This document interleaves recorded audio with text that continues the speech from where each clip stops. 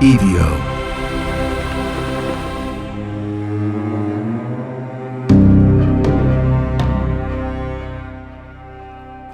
Daylight is supposed to fix things. It climbs the walls, it peels shadows off the corners, and drags last night's fears into view so we can call them silly and move on. Children look out windows and say, "Oh, it was just, that thing." Adults smile, embarrassed at their own nerves. But when Sheriff Russell Greenwell and his men pulled up to the Sutton farmhouse in the early hours of August 22nd, 1955, the daylight didn't fix a thing. The house wore the night like a skin. Bullet holes in the siding, glass shattered out of windows, splintered frames. Dogs still restless, still unwilling to go near certain places as if the ground itself had earned their distrust. Inside, the family hovered in that strange place between adrenaline and exhaustion, too tired to rest, too drained to make sense. They wanted someone in authority to tell them that they hadn't imagined it. That yes, there were prints. Sure, there was evidence everywhere. There were scorch marks. There was a craft, something. Instead, what they got was a search that revealed almost nothing at all. In a few minutes from now, we're going to land on the moment when a simple, inconvenient explanation stepped into the story. An explanation that should have calmed everyone down, but instead only made the legend stronger. Because nothing is more frightening than the idea that the monsters might have been created inside our own heads.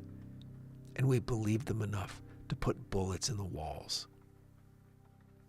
Welcome back to The Devil Within. This is part 2 of Things That Go Bump in the Night. The Kelly Hopkinsville Goblins. In part 1, we stood in the dark with the Sutton family as they fired into the night at small, gleaming figures they swore were circling their house. Now we walk that land in the morning, with deputies, with neighbors, with skeptics and believers, and we watch how a single night turns into a story that outlives everyone involved. We are not here to sneer at the witnesses. We're here to understand what happens when an entire group of people steps over that thin line between the explainable and the unexplained and discovers how eager the human mind is to turn darkness into narrative. So stick around, because before long, we're going to reach the moment when someone looks up into the trees around the house and says a single word: owls. And the entire story threatens to collapse, until you realize that even that explanation doesn't quite save anyone. The great American poet Edgar Allan Poe wrote about men who are absolutely certain of what they've heard, what they've seen, and what they've felt, and are just as certainly wrong. The terror in Poe's work lies not in the ghosts, but in the realization that the narrator's mind can't be trusted. The Kelly Hopkinsville story focuses us into that same uncomfortable seat. Do we trust what they saw? Or do we trust what they think they made of it? This is Chapter 4, The Search. Sheriff Greenwell didn't expect to find little green men. He expected to find damage, empty shell casings, maybe a broken window or two. He expected to find a family wound up and angry, maybe a little embarrassed once the adrenaline wore off. What he didn't quite expect was the intensity of the fear still pouring off of everyone in that house. These were not people who seemed relieved to have lawmen on site. They were people who seemed afraid that whatever had been outside might come back even while the officers were there to witness it. The search party moved through the house, flashlights cutting lines through the dust. They traced bullet scars in the walls. They mapped the trajectory of shots.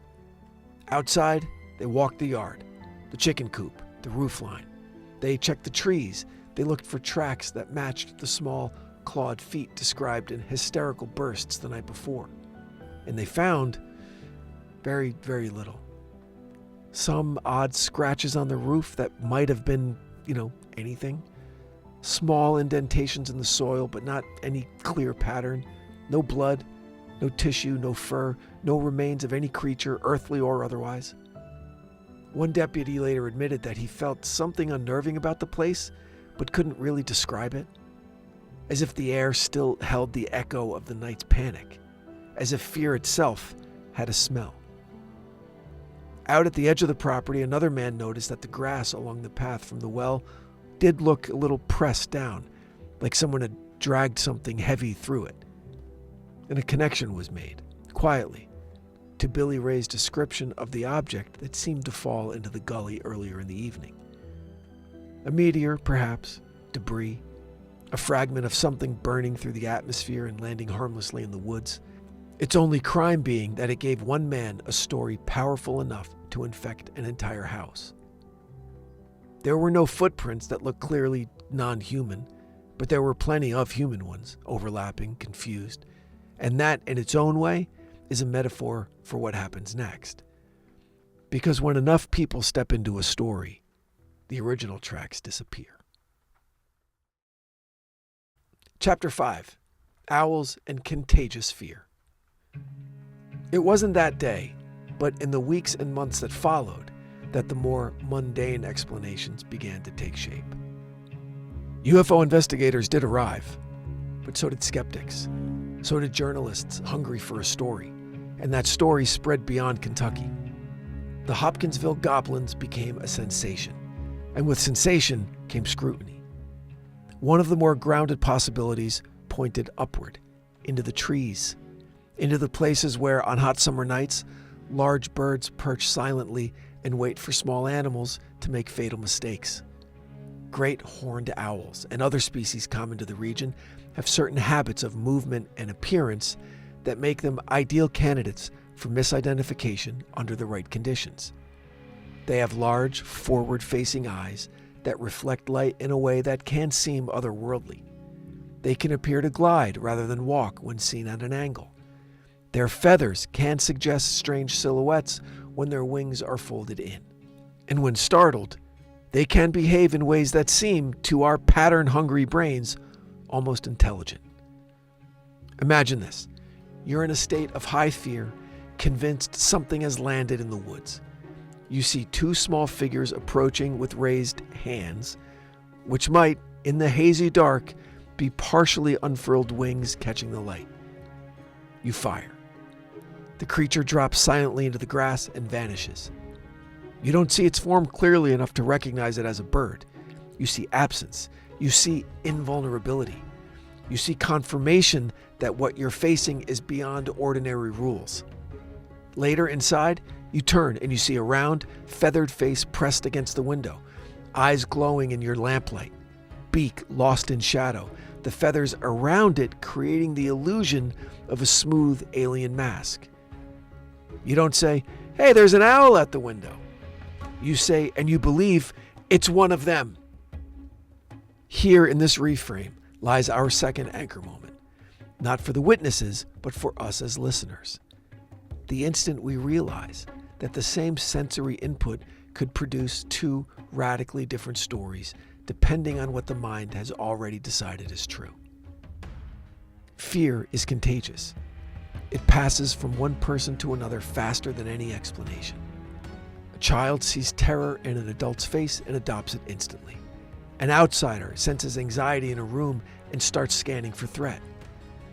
In Kelly Hopkinsville, the first spark, Billy Ray's story of a craft in the sky, combined with the dogs barking, the deep rural dark, and the sound of gunfire to create an emotional environment where every shadow had to be something.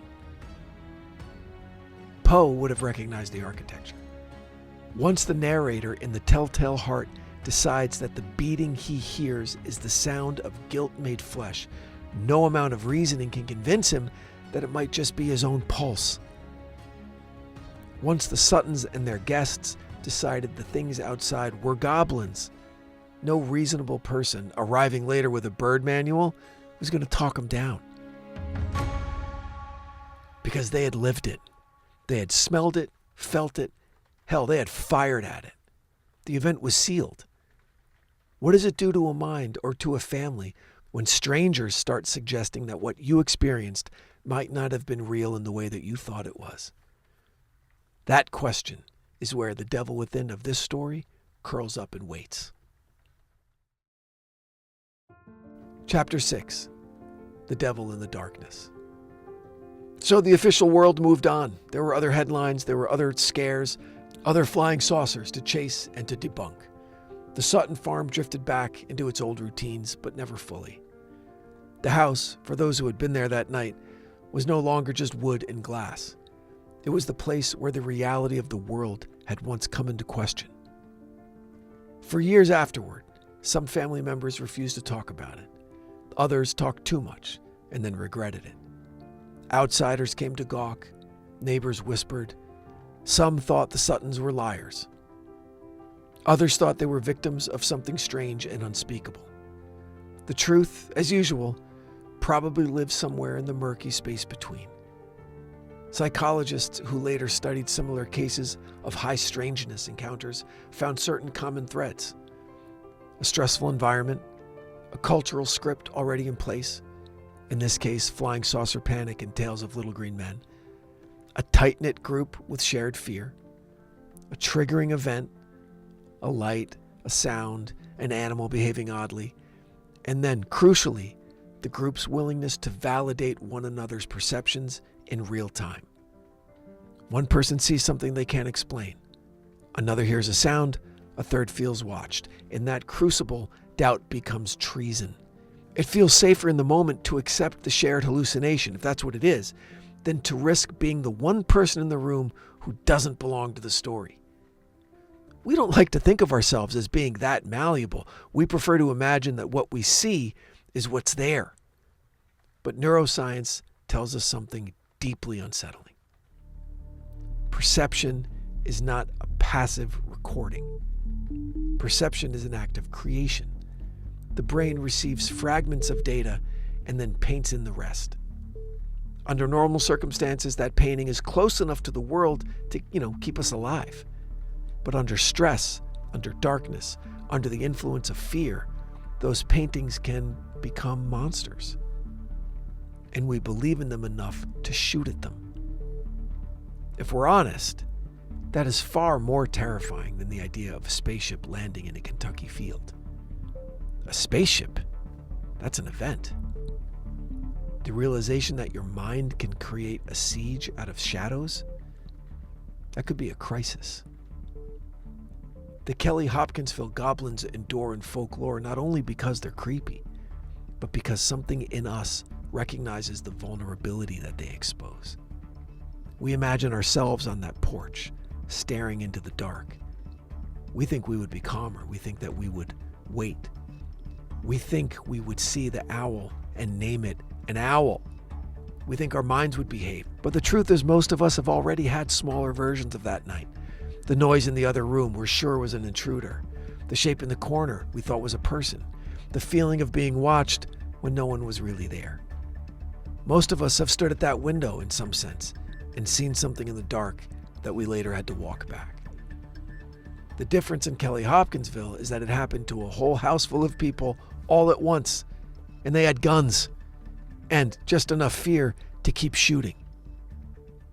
And if there is a devil within this story, it isn't wearing a silver suit and glowing eyes. It's the part of us that would rather populate the darkness with creatures than accept that sometimes the world simply won't tell us what's out there. It's the part of us that would rather believe the shadows are full of goblins than admit that the real monster might be the way our own minds react to not knowing. So in the end, we're left with this. A family convinced they fought off visitors from somewhere else. Investigators convinced that, they didn't. An explanation that points to owls and meteors and human fear, and a legend that refuses to die. The Hopkinsville goblins are less important as beings than they are as mirrors. They show us what can happen when darkness and imagination collaborate. They remind us that the human brain isn't a camera, but a storyteller. And sometimes late at night, it's the storyteller that can't stand the silence. Edgar Allan Poe's narrators always insist that they're sane, but the more they insist, the less we trust them. Maybe the lesson here is not to mock those who swear they saw something, but to recognize that in the right kind of night, in the right kind of fear, we might join them. And if that doesn't scare you more than any goblin, it should. If you think this story might follow you into the dark, if you find yourself glancing at your own windows a little differently tonight, why don't you make sure you're following The Devil Within on Apple or Spotify or wherever you're listening right now. Rate, review, and share the show. It helps more people find these stories. And if you've ever had your own brush with the unexplained, something that still doesn't sit right in the daylight, tell me about it.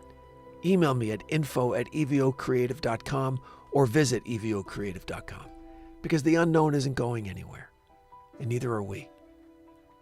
We'll be here next time the lights go out, inside The Devil Within. Thanks for listening, and be sure to check the show notes for great deals from the great sponsors that still support this long-form storytelling. The Devil Within is an EVO production, recorded live at Bel Air Studios in Los Angeles, California. For The Devil Within, I'm your host, Brandon Morgan.